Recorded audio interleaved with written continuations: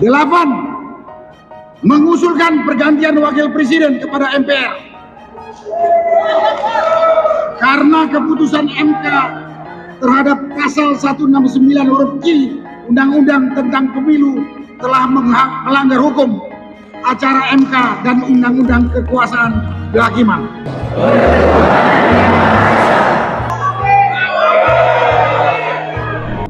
Sahabat Kompas TV, untuk membahas lebih lanjut lagi terkait dengan usulan Forum Purnawirawan TNI terkait dengan pencopotan Wakil Presiden Gibran Rakabuming Raka, telah bergabung bersama saya Mbak Bivitri Susanti, pakar hukum tata negara. Selamat pagi, Mbak. Ya, Mbak, kita kan sama-sama udah dengar nih, publik juga banyak pertanyaan yang muncul pastinya terkait dengan adanya usulan dari Forum Purnawirawan TNI ini untuk mencopot Wakil Presiden Gibran. Nah, sebenarnya dari kacamata hukum, bagaimana Mbak melihat ini? Ya, jadi permintaan itu tidak bisa asal permintaan, karena sekarang itu setelah amandemen konstitusi tahun 1999 sampai 2002, MPR bukan lagi lembaga tertinggi negara. Jadi tidak bisa dibayangkan seperti zaman dulu ketika ada sebagian pihak elit politik yang menginginkan Gus Dur digantikan, kemudian langsung dijatuhkan begitu saja, digantikan oleh Megawati. Sekarang ada pasal 7A dan 7B Undang-Undang Dasar 1945. Pasal 7A itu bilangnya, jadi tidak langsung diganti begitu ya, tapi wakil presidennya diberhentikan dulu, istilahnya dimakzulkan, atau kalau kita sering lihat nonton begitu ya di dalam bahasa Inggris impeachment, nanti setelah itu baru MPR mengadakan pemilihan kembali wakil presiden. Nah, kalau kita lihat cara menghentikan presiden atau wakil presiden itu di pasal 7A dikatakan alasannya adalah harus pelanggaran hukum. Jadi bukan soal like and dislike, bukan soal sudah tidak disukai ataupun diukur apakah kinerjanya baik atau tidak, tapi harus melakukan pelanggaran hukum.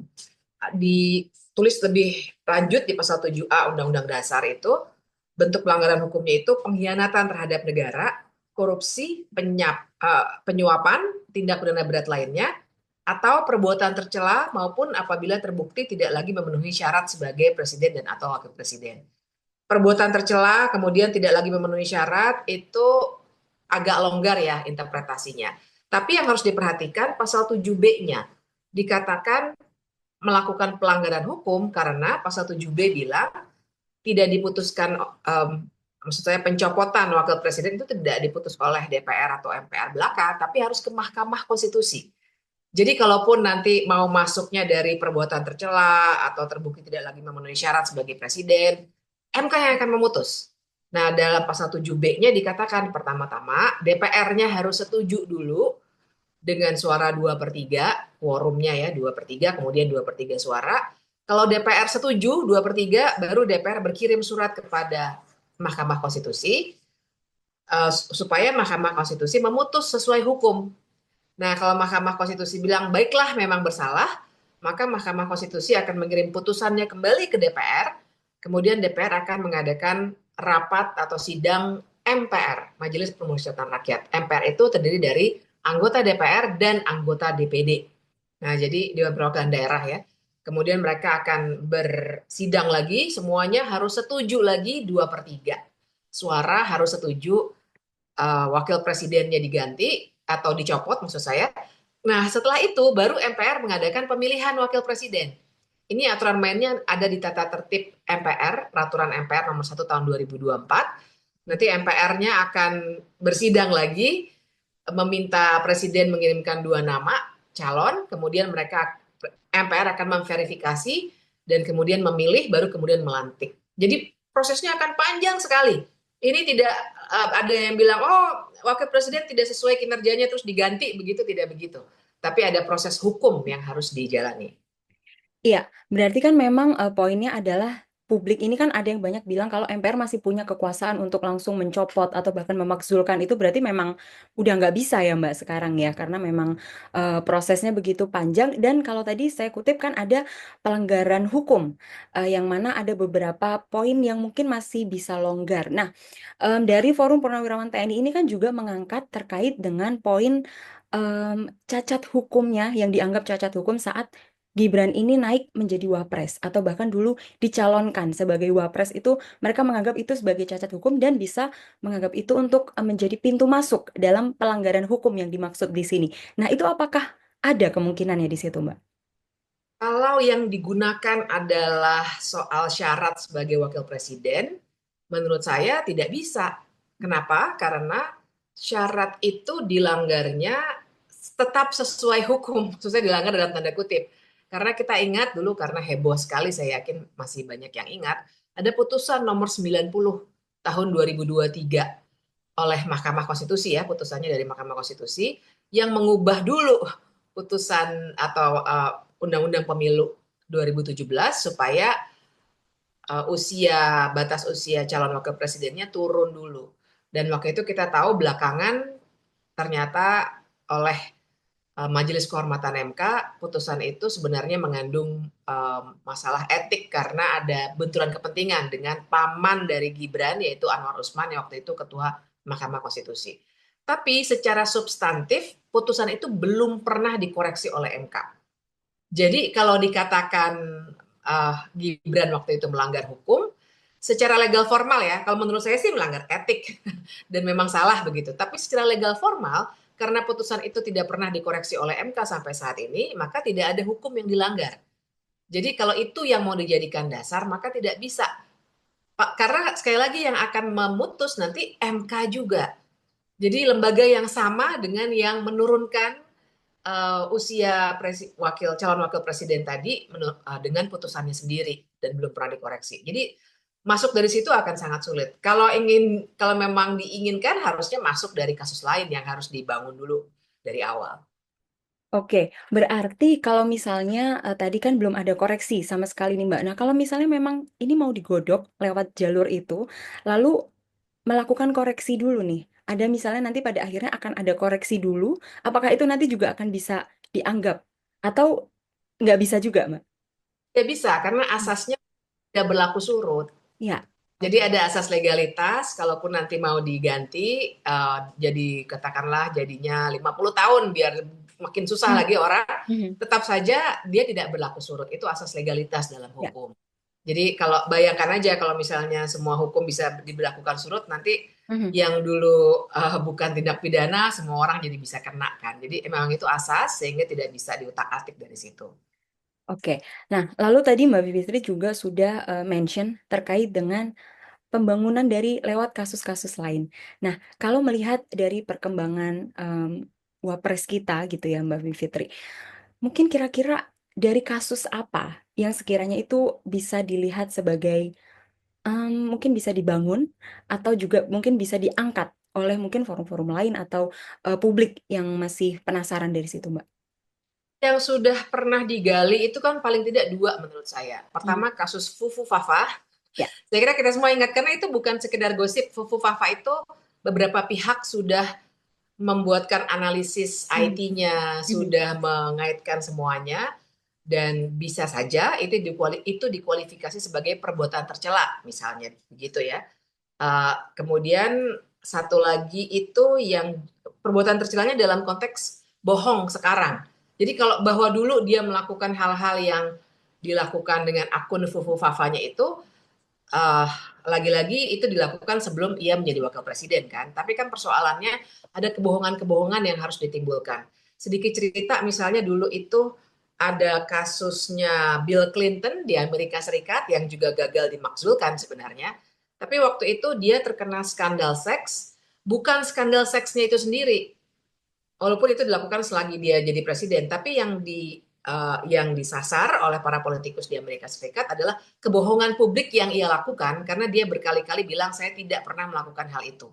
Nah, itu contoh saja. Yang kedua adalah ada beberapa kasus yang sudah laporkan ke KPK, salah satunya oleh aktivis anti korupsi Ubedia Badrun, yang menunjukkan ada indikasi dilakukannya korupsi oleh wakil presiden. Misalnya itu dilakukan. Tapi harus dibangun dari awal karena KPK juga tidak memproses itu kan.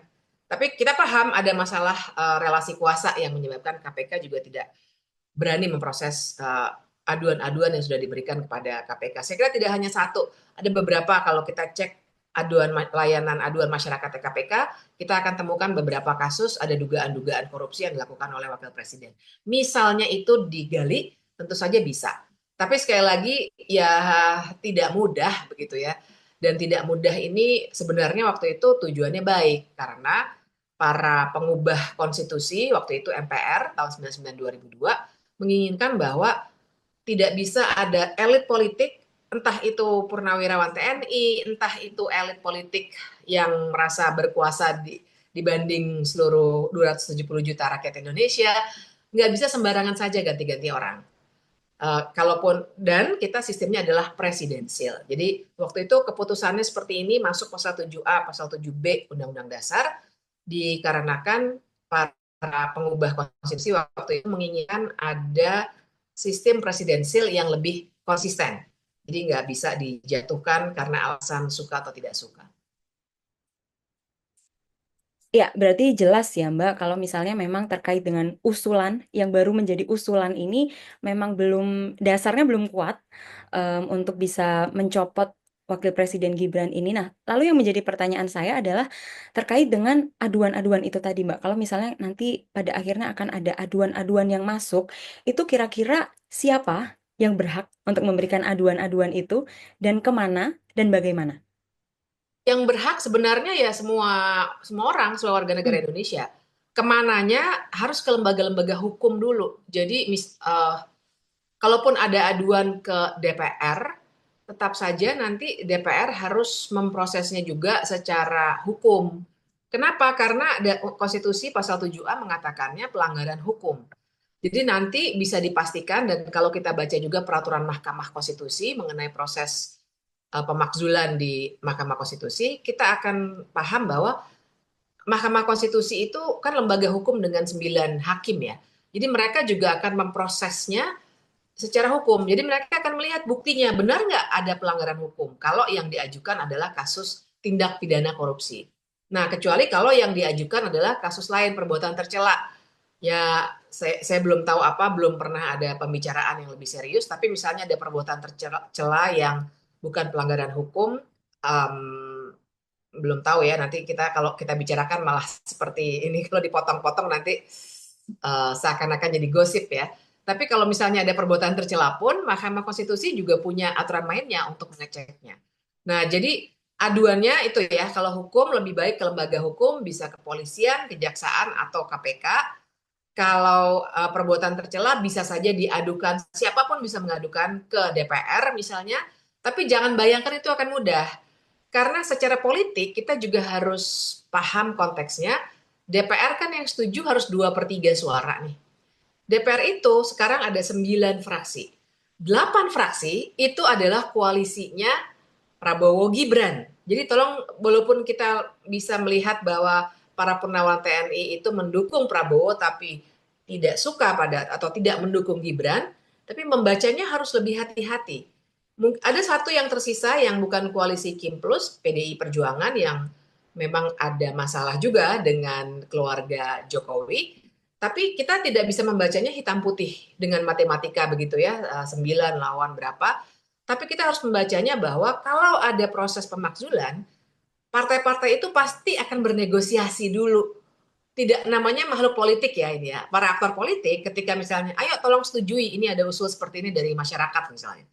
Berarti mereka pasti akan menghitung dulu, siapa nih yang akan menggantikan? Apakah saya akan dapat keuntungan?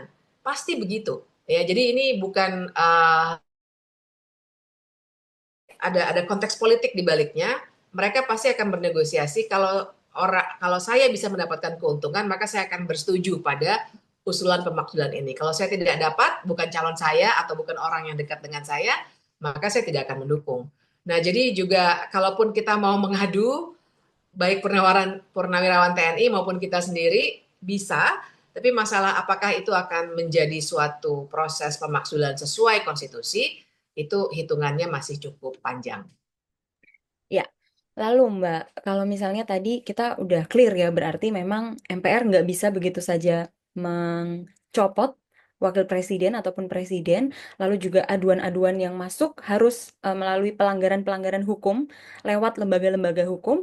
Nah, lalu Mbak, apakah presiden itu, kalau pada akhirnya nih kita kan masih mengawal ya, usulan ini apakah nanti akan ada aduan baru atau bagaimana perkembangannya, kalau sampai pada akhirnya ternyata ada sikap dari presiden. Nah, apakah presiden ini juga punya hak prerogatif untuk mengganti wakil presidennya sama seperti ia mengganti menteri-menterinya? Ya, karena kalau menteri itu memang menurut konstitusi, menteri itu pembantu presiden. Mhm.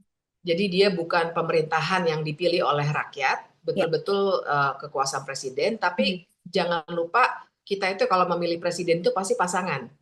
Presiden dan wakil presiden. Dua-duanya dipilih oleh rakyat. Jadi tidak bisa atas kekuasaan presiden sendiri. Mhm. Tapi saya ingin memberi catatan kaki di sini bahwa yang bisa dilakukan oleh presiden adalah tidak memberikan peran. Dan sesungguhnya kalau kita baca 6 bulan terakhir ini, Pak Prabowo tidak memberikan peran apa-apa pada Gibran. Kalau dalam hukum tata negara kan memang wakil presiden itu ibaratnya ban serep gitu ya. Tapi kalau memang ada peran yang ingin diberikan, misalnya dulu Pak SBY memberikan peran untuk Pak Yusuf Kala, ataupun bahkan ia juga memberikan peran pada Pak Budiono. Nah, sekarang ini Pak Presiden itu bahkan ketika mengutus orang untuk pemakaman paus yang dikirim malah bapaknya wakil presiden, bukan wakil presiden. Dan waktu ada upaya dari wakil presiden untuk membuat lapor Mas Wapres juga ternyata dinihilkan begitu oleh presiden. Jadi dia tidak punya wewenang untuk mengganti-ganti karena itu sepaket ya, presiden dan wakil presiden itu dipilih rakyat. Makanya prosedurnya begitu rumit gitu kalau mau digantikan karena suara rakyat tidak boleh diabaikan begitu saja. Tapi dia sebenarnya uh, melakukan penihilan peran wapres bisa dilakukan dan menurut saya sudah dilakukan dan itu sebenarnya sudah meminggirkan kekuasaan wakil presiden dalam pemerintahan pada saat ini. Iya, berarti memang sebenarnya presiden sama sekali nggak punya hak ya Mbak, untuk ada usulan apapun dia yang pada akhirnya mengganti itu sama sekali nggak ada, Mbak. Cuma begini, saya tambahkan tadi ya dari cerita soal dia tidak memberikan peran. Mhm. Saya kira yang dikhawatirkan oleh para purnawirawan TNI yang menyatakan ini dan mungkin sebagian warga negara Indonesia adalah apa yang terjadi kalau, maaf ya, tapi kan ini peristiwa hukum tata negara. Misalnya presidennya wafat. Karena menurut konstitusi kalau presiden wafat, maka dia akan digantikan oleh wakil presiden karena wakil presiden memang ban serep. Nah, jadi saya kira ada konteks ini juga yang membuat muncul usulan seperti ini. Cuma semua itu sudah ada aturan mainnya yang jelas seperti yang ditanyakan tadi, presiden tidak boleh asal gonta-ganti karena dia juga wakil presiden juga dipilih oleh rakyat melalui pemilihan yang sama dengan pemilihan presiden dan MPR juga tidak bisa gonta-ganti sembarangan. Iya, tapi kan memang munculnya isu ini agak sedikit bikin gonjang-ganjing ya Mbak di publik. Karena masih banyak sekali simpang siur sebenarnya siapa yang bisa mengganti Wapres dan bagaimana. Lalu sebenarnya ke depannya nih Mbak, karena kita masih sama-sama melihat perkembangan dari usulan dan isu ini, apa yang harus diperkuat ke depannya Mbak? Entah dari pemerintah atau mungkin dari publik sendiri. Apa yang harus diperkuat? Kalau mengenai kasus ini sih, kalau saya melihat sebenarnya kasus ini kan semacam isu elit ya. Mhm. Saya sesungguhnya sebagai warga negara biasa yang tidak punya kekuasaan tata negara merasa ini tidak produktif untuk bangsa ini. Maksud saya lebih baik pemerintah, para purnawirawan TNI semuanya sekarang berfokus pada kehidupan warga. Kehidupan kita makin susah. Baru saja World Bank juga merilis angka kemiskinan Indonesia sudah tinggi sekali 60% walaupun pemerintah menurunkan standarnya ya. Jadi seakan-akan tidak ada masalah. Tapi nyatanya kita tahu persis harga-harga naik, utang juga baru diumumkan oleh Menteri Keuangan sudah semakin tinggi. Lebih baik kita fokus di situ ketimbang kita mempersoalkan gimana caranya menurunkan wakil presiden. Kita semua termasuk saya sendiri merasa memang wakil presiden ini punya masalah besar dari awal sekali dari dia maju. Tapi itu pada saat ini banyak hal lain yang mesti dilakukan di depan mata gitu. Jadi buat saya sih kalau pertanyaannya apa yang harus dilakukan, kita kalau memang ada pelanggaran-pelanggaran yang dilakukan oleh wakil presiden maupun presiden, tetap kita suarakan, kita adukan kalau bisa dugaan korupsi ke KPK, ke Kejaksaan, ke Kepolisian dan seterusnya. Tapi jangan terus-menerus bermain-main di isu elit, padahal kita tetap harus berhadapan dengan isu-isu keseharian warga. Ya, berarti memang kalau bisa jangan sampai fokusnya bergeser dari kesejahteraan rakyat, fokus untuk membangun bagaimana kemiskinan diberantas, tapi justru kita masih bertele-tele untuk membahas nih gimana wakil presiden bisa digulingkan. Karena yang terjadi ya terjadilah ya Mbak ya, yang sudah terjadi dengan semua pelanggaran hukum yang mungkin memang dilakukan dari awal sebelum mencalonkan, ya sekarang kita saatnya untuk move on aja. Begitu ya Mbak Bivitri? Pokoknya dalam hal hukum ya, maksud saya Ya. bahwa dia harus sebut terus. Tapi jangan lupa bahwa waktu dia juga mengutak-atik usia calon wakil presiden dengan putusan Mahkamah Konstitusi, kan Pak Prabowo nggak mungkin nggak tahu gitu. Itu semua didukung oleh koalisi. Jadi Partai Golkar, Partai Demokrat, semua koalisi Kim itu tahu, mendukung, mengeluh-elukan dan membelanya bahkan ketika kasus perselisihan hasil pemilihan presiden tahun lalu. Jadi itu tetap harus diingat sebagai bagian dari sejarah gitu. Cuma kita harus membaca catatan dari para purnawirawan TNI ini sebagai upaya dari TNI yang juga tetap ingin eksis di peta politik bangsa ini. Nah, karena itu kita juga harus membacanya secara lebih kritis gitu. Jadi bukannya move on juga sih, saya tidak setuju kalau kita pakai kata move on. Tapi kita harus membacanya secara kritis. Ini ada purnawirawan sekelompok orang yang ingin eksis di dunia politik Indonesia. Kita harus membacanya bareng dengan Undang-Undang TNI, bareng dengan konteks bahwa Prabowo adalah TNI Jenderal. Nah, dalam konteks ini kita harus membacanya secara lebih kritis, jangan cuma diombang-ambingkan oleh isu-isu yang sifatnya elit seperti ini. Ya, berarti jelas kita harus tetap selalu kawal aja. Yang penting ya Mbak Fitri, kita harus terus pantau nih bagaimana presiden dan wakil presiden jangan sampai ada pelanggaran hukum yang bisa diadukan. Dan kalau misalnya bisa pun itu tugas kita sebagai warga negara untuk bisa saling mengawal dan memastikan pemerintahan yang kita pilih, yang dipilih oleh mayoritas masyarakat Indonesia ini benar-benar menjalankan fungsinya. Ada lagi yang mau ditambahkan, Mbak Bivitri? Baik, terima kasih untuk waktunya Mbak Bivitri bergabung bersama kita, terus kita kawal isu ini atas usulan pencopotan Wakil Presiden Gibran dari Forum Purnawirawan TNI akan berakhir di mana dan seperti apa. Hanya di Kompas TV.